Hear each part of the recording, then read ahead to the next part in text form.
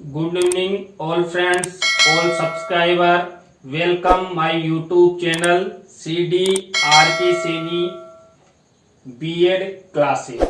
देखिए, हमारे YouTube channel के माध्यम से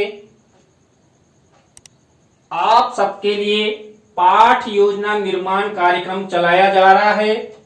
इस पाठ योजना निर्माण कार्यक्रम के तहत हम आपको पाठ योजनाओं का निर्माण कैसे किया जाता है, कैसे उद्देश्य बनाए जाते हैं, कैसे प्रस्तावना के प्रश्न बनाए जाते हैं, कैसे छात्र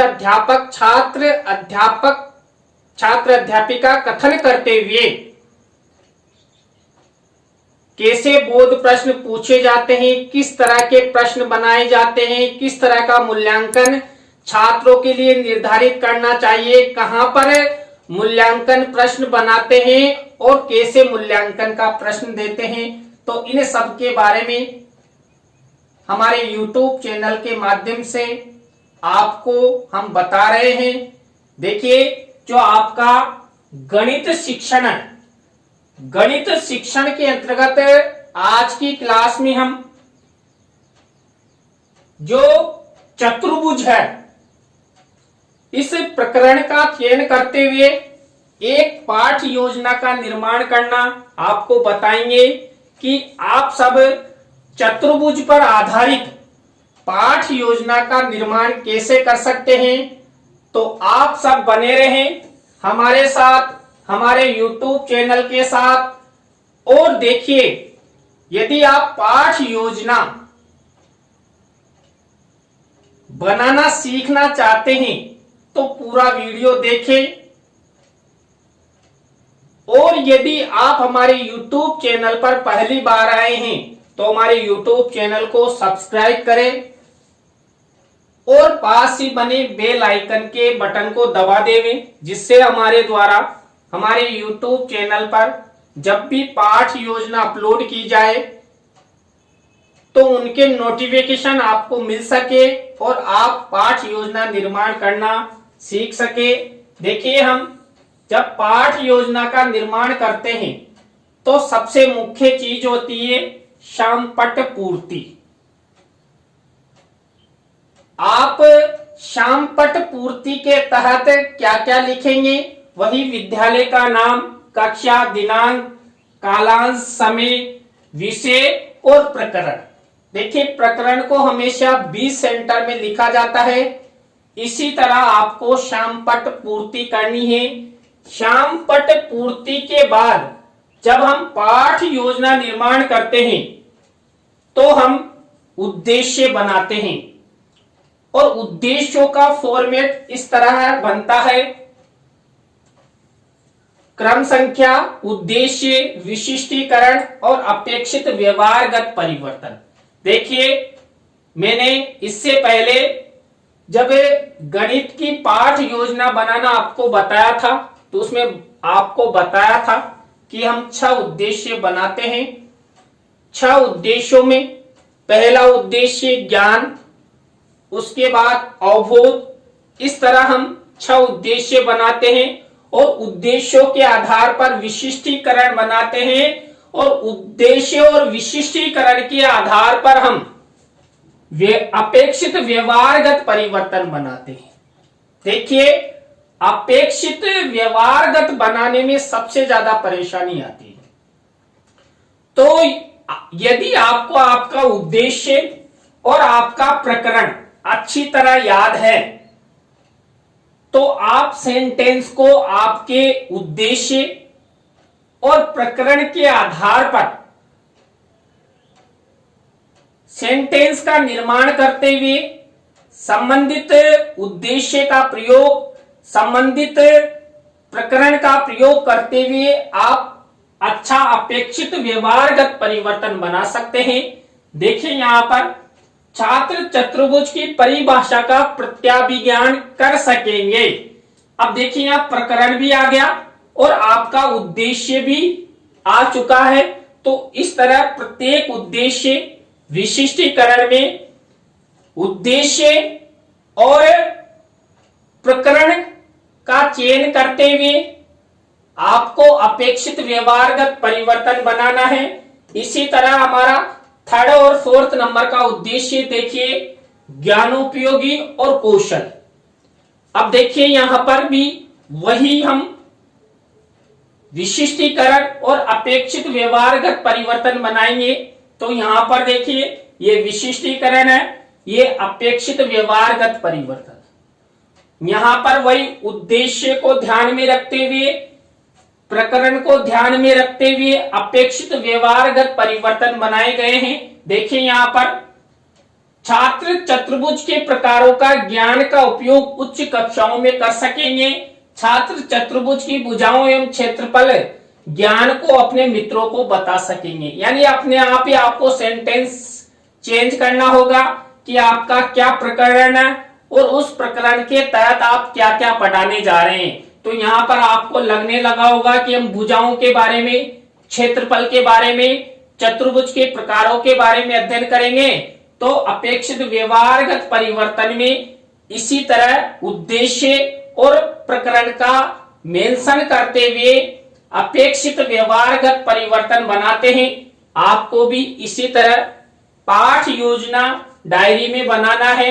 इसके बाद हमारा फिफ्थ और सिक्स नंबर का उद्देश्य अभिरुचि, अभिवृत्ति और अभिरुचि और अभिवृत्ति से संबंधित विशिष्टीकरण है। देखिए अभिरुचि और अभिवृत्ति से संबंधित विशिष्टीकरण है। अब वही उद्देश्य और प्रकरण का मेंशन करते हुए अपेक्षित व्यवहारगत परिवर्तन बनाते हैं। तो ये हमारे 6 उद्देश्य हुए, ज्ञान, अवबोध, इसके बाद ज्ञानोपयोगी, कौशल, अभिरुचि और अभिवृत्ति। देखिए इस तरह आपको 6 उद्देश्य बनाने हैं। 6 उद्देश्यों के आधार पर विशिष्टीकरण तय करना है और उद्देश्य और प्रकरण का मेंशन करते हुए आपको अपेक्षित गत जो व्यवहार परिवर्तन है वो बनाना है। इसके बाद हमारी नेक्स्ट स्टेप आती है कक्षा शिक्षण सहायक सामग्री। देखिए शिक्षण सहायक सामग्री 2 प्रकार की होती है, सामान्य और विशिष्ट। सामान्य तो हम हर पाठ योजना में आपको बता रहे, विशिष्ट केवल यहां पर चार्ट का प्रयोग किया गया है। इसके बाद पूर्व ज्ञान, छात्र चतुर्भुज के बारे में सामान्य जानकारी रखते हैं। यह हुआ हमारा यहां तक का प्रारूप। इसके बाद हमारी मुख्य पाठ योजना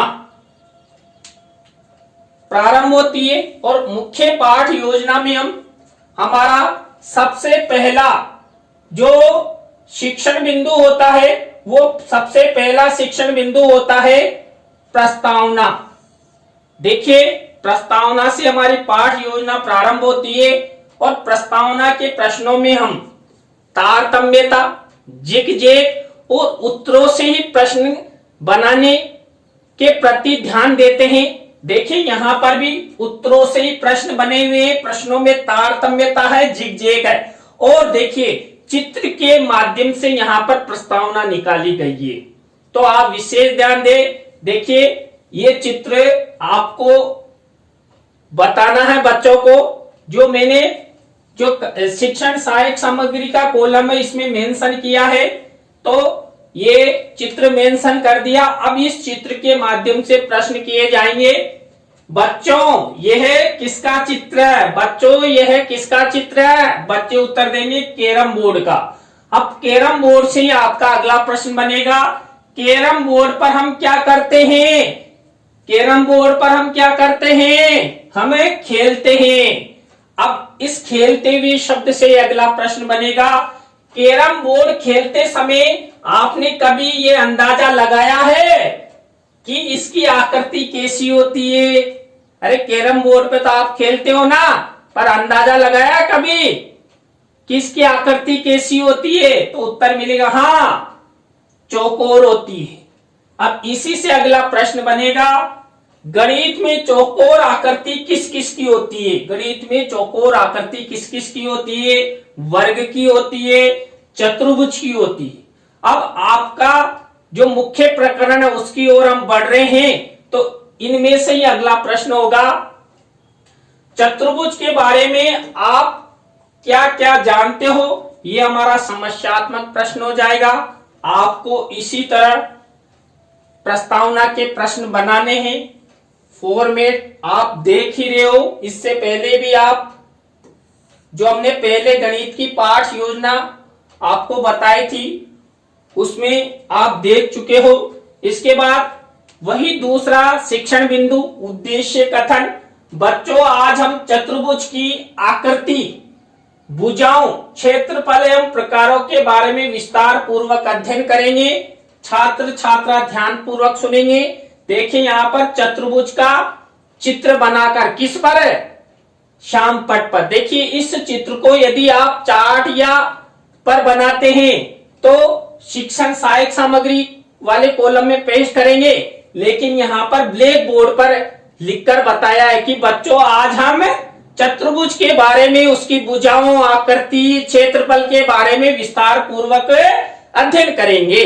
तो अध्यापक द्वारा श्याम पट पर यह चित्र बनाकर उद्देश्य कथन किया गया है। उद्देश्य कथन के बाद हमारा वही मैंने पहले भी आपको बता दिया है, प्रस्तुतिकरण शिक्षण बिंदु चलता है।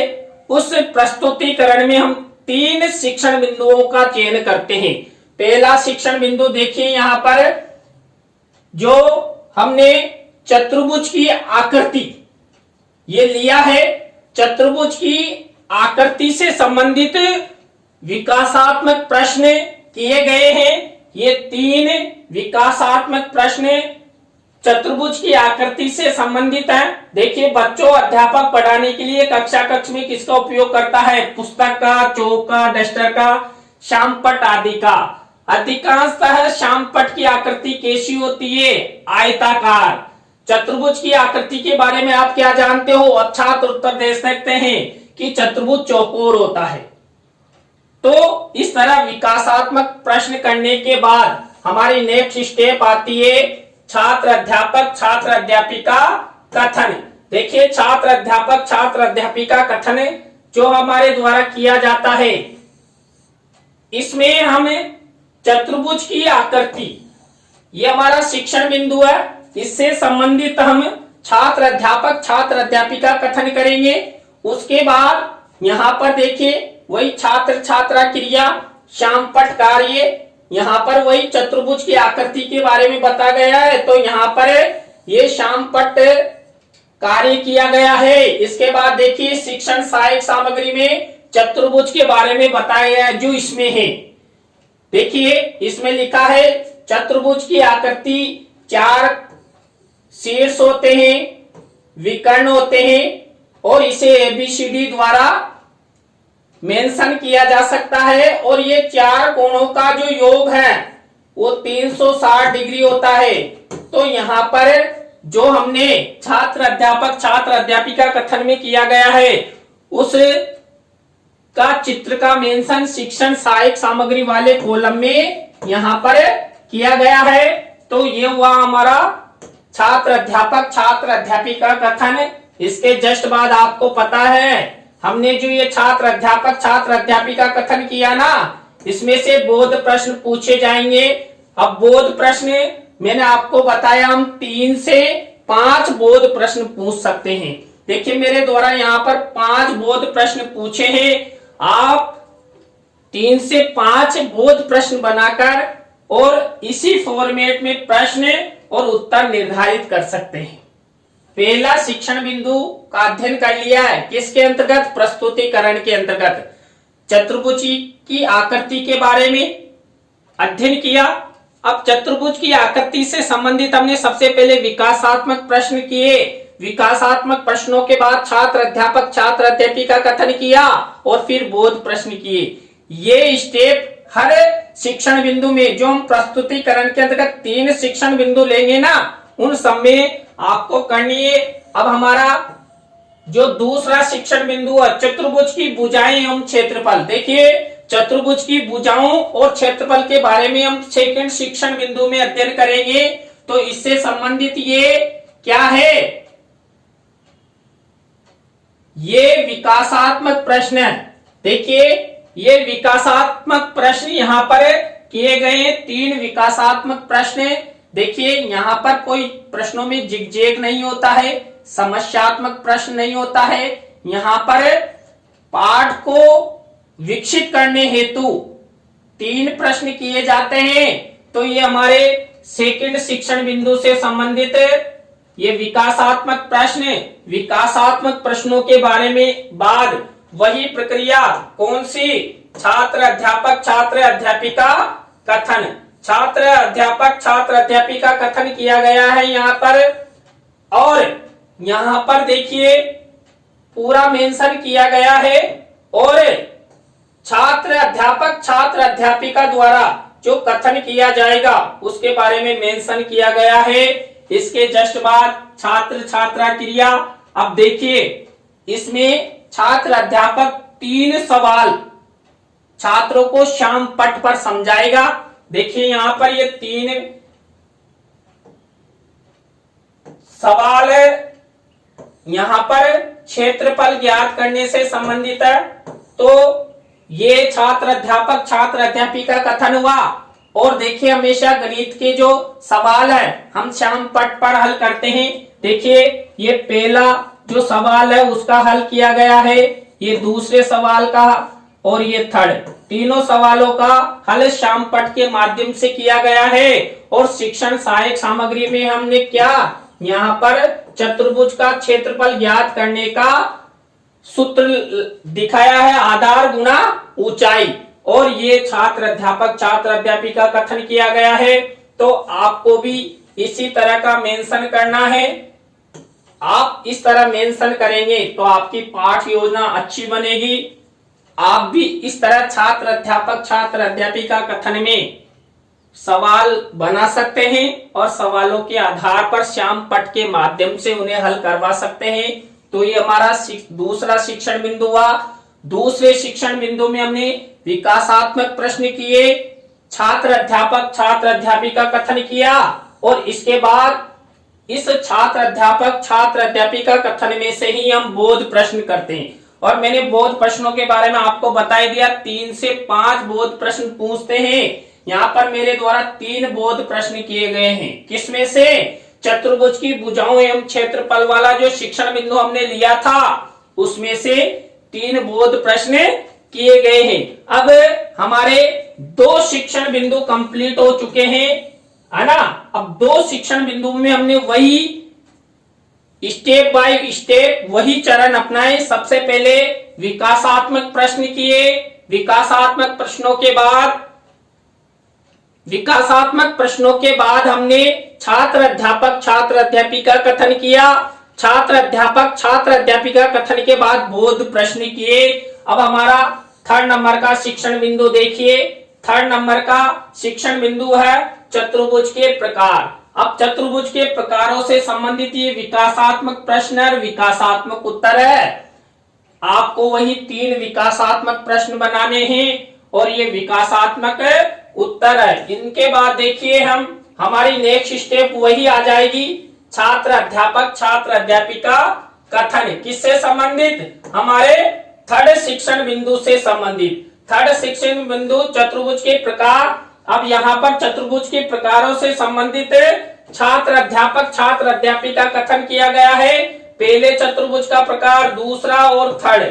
ये छात्र अध्यापक छात्र अध्यापिका कथन है। श्याम पट पर वही जो मुख्य शब्द या सेंटेंस होता है वो मिनिएचर के रूप में लिखते हैं, यहाँ पर लिखा गया है। और इसके बाद देखिए शिक्षण सहायक सामग्री वाले कॉलम में हमने जो चतुर्भुज के प्रकार है, सबसे पहला समचतुर्भुज, सबलंब चतुर्भुज और समांतर चतुर्भुज के चित्र छात्रों को बताए हैं।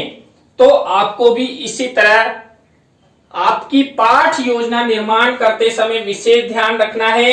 इसके जस्ट बाद वही बोध प्रश्न, और मैंने आपके को बोध प्रश्नों के बारे में बता ही दिया कि बोध प्रश्न 3 से 5 प्रश्न करते हैं। ये बोध प्रश्न, और बोध प्रश्नों के बाद हमारी नेक्स्ट स्टेप आती है पुनः आवृत्ति प्रश्न। पुनः आवृत्ति प्रश्न जो हमने प्रस्तुतिकरण के अंतर्गत 3 शिक्षण बिंदु लिए थे, उन 3 शिक्षण बिंदुओं में जो बोध प्रश्न किए गए थे उन बोध प्रश्नों का रिपीटिशन यहां पर करते हैं। देखिए वही प्रश्न हम 5 प्रश्नों के रूप में पुनरावृत्ति प्रश्नों के रूप में छात्रों के मूल्यांकन और अभ्यास हेतु पुनरावृत्ति के रूप में चयन करते हुए छात्रों का मूल्यांकन करते हैं। यहाँ पर पुनरावृत्ति प्रश्नों में ये पुनरावृत्ति प्रश्न है और ये पुनरावृत्ति उत्तर है। इसके बाद देखिए हमारी नेक्स्ट स्टेप वही 5वीं स्टेप आती है, कौन सी? मूल्यांकन प्रश्न। मूल्यांकन प्रश्न हम वही 6 मूल्यांकन प्रश्न बनाते हैं जो 3 प्रकार से संबंधित होते हैं। पहला प्रकार है सही विकल्प का चुनाव कीजिए, रिक्त स्थानों की पूर्ति कीजिए, एक पंक्ति में उत्तर दीजिए। आप सत्य असत्य वाले प्रश्न भी ले सकते हैं तो या एक शब्द का वाले भी ले सकते हैं, अति लघुत्तरात्मक भी ले सकते हैं। तो ये हमारी 5वीं स्टेप हो गई है मूल्यांकन प्रश्न। मूल्यांकन प्रश्नों के बाद देखिए हमारी 6ठी स्टेप आती है गृह कार्य की। वही गृह कार्य का प्रारूप ये होता है और ब्लैक शीट पर एक निबंधात्मक प्रश्न छात्रों को दिया जाता है गृह कार्य के लिए। तो इस तरह ब्लैक शीट पर आपको ये मेंशन करना है। ये हुई आपकी गणित शिक्षण की जो दूसरे नंबर की हमारी पाठ योजना है। इससे पहले हमने एक पाठ योजना का अध्ययन कर लिया था। तो आज की पाठ योजना आपको कैसी लगी कमेंट्स में हमें जरूर बताएं। यदि अच्छी लगी हो तो हमारे इस वीडियो को अपने मित्रों और सहपाठियों को जरूर शेयर करें। नई पाठ योजना के साथ हम आपसे फिर मिलेंगे CDR के Saini BEd classes YouTube channel पर। तो राम राम सा, बाय।